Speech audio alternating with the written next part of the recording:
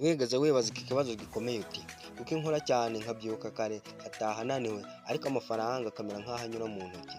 Hari abantu benshi bazakubwira ko bakora amasaha menshi bagakora akazi kavunanye, bamwe bagakora akazi gahemba neza ariko ku mpera z'ukwezi bakisanga ntacyo basigaranye. Ibi bituma bamwe bacika intege, abandi bakavuga bati amafaranga ntabwo ankunda. Ariko reka nkubwire ukuri, ikibazo si uko udakora cyane, ikibazo ni uko ukora udafite ubumenyi bw'imari. Uyu munsi tugiye kurebera hamwe impamvu nyamukuru zituma umuntu akora cyane ariko amafaranga akamucika. Tukarebera hamwe n'icyo wakora kuva uyu munsi kugira ngo utangire kubona impinduka. Niba wifuza guhindura ubuzima bwawe bw'imari, umva neza iyi video kugera irangiye. Nimba ukeneye video ndende gusobanurira neza izi mpamvu nyamukuru zishobora gutuma ukora cyane ariko ukabura amafaranga, kanda subscribe ukande na like kugira ngo ubone video ndende gusobanurira neza.